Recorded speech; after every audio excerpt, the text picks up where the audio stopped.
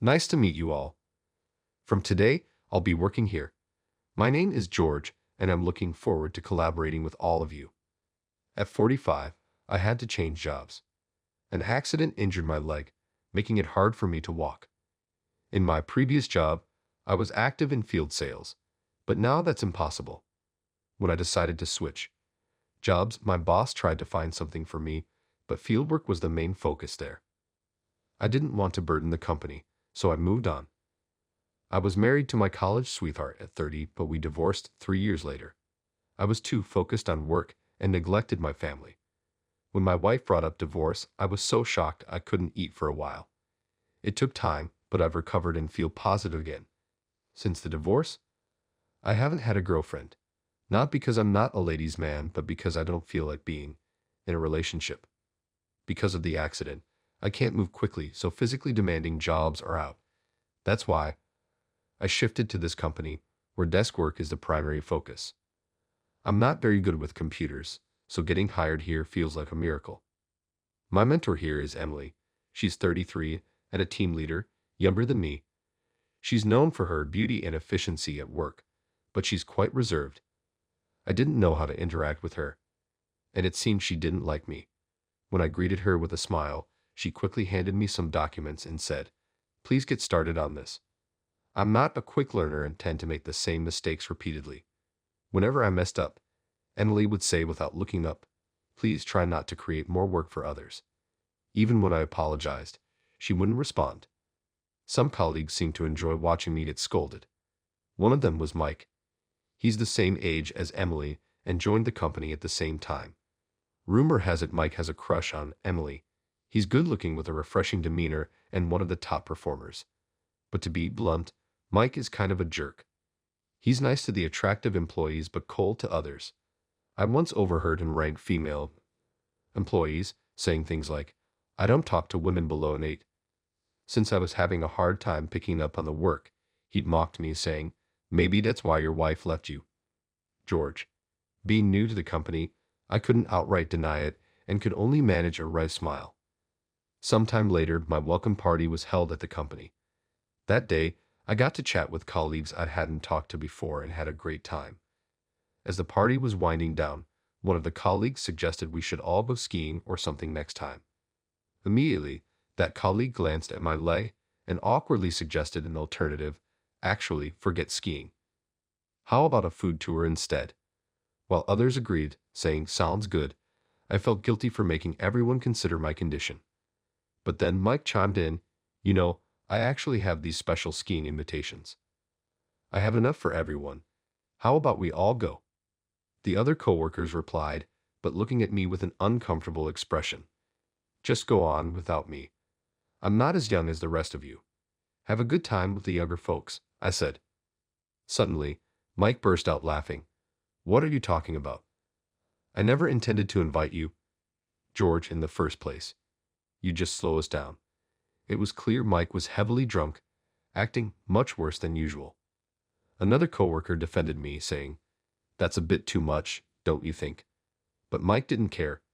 Getting even more drunk, he mocked, "Being single at 45. Things must be tough for you." Then, placing his hand on Emily's shoulder, he said, "Poor Emily, maybe I should be the one training you."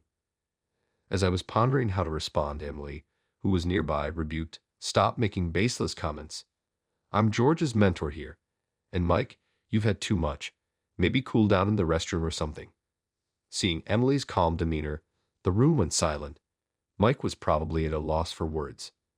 On our way home, I thanked Emily. "Thank you for earlier." "No problem," she simply replied and said nothing more. During those days, I'd heard a rumor. Apparently, Emily had turned down Mike's advances. In fact, Mike had previously spoken well of Emily, but suddenly he began bad-mouthing her behind her back. She thinks she's all that just because she's pretty. I've heard she's leading multiple guys on. Women like her get too engrossed in their work and miss their chance to settle down. And so on. With Mike continuously putting down Emily, other coworkers would remark, "Man, he's such a small-minded guy." But Mike was oblivious to it all. A while later, Emily was handed a major business deal. She worked overtime daily, meticulously preparing the documents. I could see the fatigue in her eyes, and I'm sure she continued working even at home. Then, the night before the deal, as I was working late, I noticed Mike acting suspiciously near Emily's desk. What's he up to? When I approached him, he snapped, "What do you want?" Curious, I inquired about his actions, to which he replied with a smirk, "None of your business," and walked away. I had a bad feeling about this, and my suspicions were confirmed. Emily failed the business deal. Instead of the required documents, she ended up distributing unrelated papers to the client. Upon returning to the office, Emily was severely reprimanded by the boss. "What were you thinking?" "I'm truly sorry, but I had checked the contents of the envelope the day before, and everything was in order. The cover was the same, but the inside documents were switched," Emily replied. I was shocked. I thought maybe someone mistakenly placed it on my desk. Who would do such a thing? Who would create a document just to switch the inside? Think of a better excuse. Emily was visibly shaken and red-faced. It seemed that during the business meeting, the client said it was unacceptable and was very upset. Could it be? Recalling Mike's actions the previous night, it hit me. He did something to her documents. He set Emily up. I'm sure of it. When I glanced over at Mike, he was enjoying watching Emily being scolded with a smirk. I knew it. I was sure. During the lunch break, I approached Mike. "Can we talk for a sec?" "What do you want, old man?" I straight up asked him. "Did you switch Emily's documents?" Without hiding anything, he replied, "Yeah, so. I kind of want to give that woman a taste of her own medicine." "What are you thinking? Sabotaging her work just because you got rejected is messed up, right? Emily worked so hard for that day. Tell your boss the truth now. Shut up. Stay out of this, old man." With that, he bumped into me on purpose and walked away. That guy. I knew it. Realizing Mike was the culprit, I couldn't stay silent. I immediately told the truth to my boss, but the boss didn't even consider it. It was hard to believe that Mike, who was competent and had been with the company for many years, would set up a colleague. I wish I had recorded what Mike said that day. Emily looked so down. She had worked so hard every day, and it was unforgivable for her to be treated so terribly. I wanted to protect her by revealing the truth somehow. I was getting frustrated as I couldn't figure out how.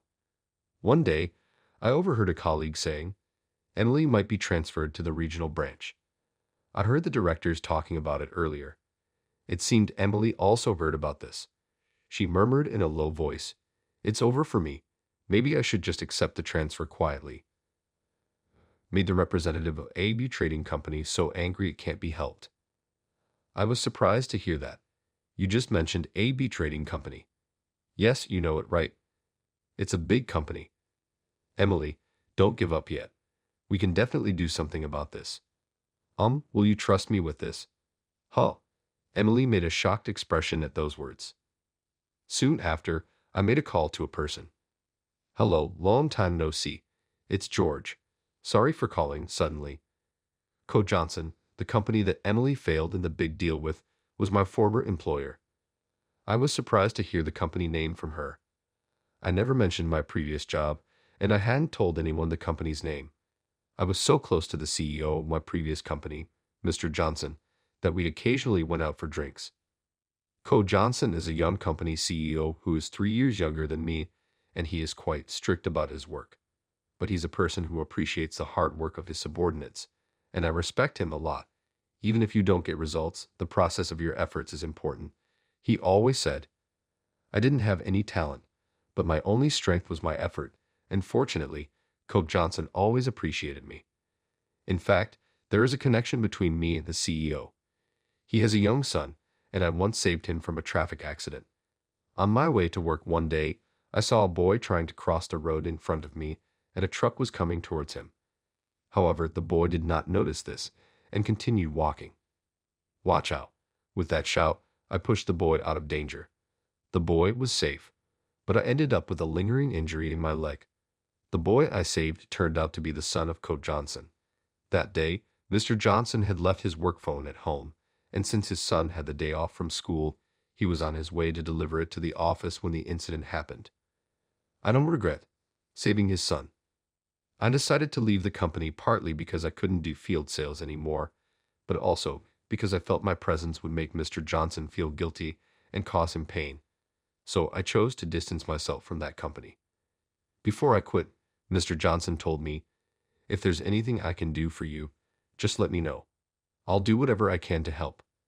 I remembered him saying that. After hanging up with Mr. Johnson, I shared the news with my colleague, Emily. "The CEO himself is coming to talk to us." "Thank you." I had no idea the client was where you used to work, George. She was equally surprised. A few days later, Code Johnson visited our office. Seeing me, he offered a smile, and I was also included in the meeting. "I'm really sorry for all the trouble," Emily apologized. In response to Emily's apologies, Code Johnson calmly said, "Don't forget to check everything in advance. This is good manners as a member of society." "Yes, you're absolutely right. I'm deeply sorry," Emily continued to apologize. Mr. Johnson's expression softened. "I've heard about you from George. You prepared quite extensively for this project's negotiations. I'm eager to see the ideas you've come up with." "Yes, of course." After that, Emily presented the materials and started explaining to Mr. Johnson. And guess what? The deal was a success. "Great project. It must have taken a lot of effort to research and compile this. We definitely like to collaborate with your company on this." "Thank you so much." Emily was on the brink of tears with joy. Beforehand, our boss had told Code Johnson about a colleague's harassment regarding this matter. Mr. Johnson had failed to investigate and just took his employee's word for it. High-ups were reprimanded for their behavior. Soon after, that colleague, Mike, was confronted and confessed his intentions to discredit Emily. He ended up getting demoted. On the other hand, Emily led the project to success, was recognized for her achievements, and got promoted from team leader to department head. I was genuinely happy for her, seeing her hard work pay off. One day, Emily approached me. "Thank you so much for everything, and I'm sorry for sometimes being presumptuous despite being younger," I responded to the apologetic Emily. "Don't worry about it. It never bothered me," Emily said. Then Emily added, "If you don't dislike me, I'd like to treat you to a meal sometime as a way of saying thanks." Surprised by the invitation, I blurted out, "Really? Are you sure?" Emily smiled and said, "Yes." It was the first time I saw her genuinely smile, and it gave me butterflies. Gradually, I got more used to the job and was trusted with significant tasks. I started going out with Emily for drinks occasionally, and we gradually deepened our friendship. I don't know what the future holds, but life is short.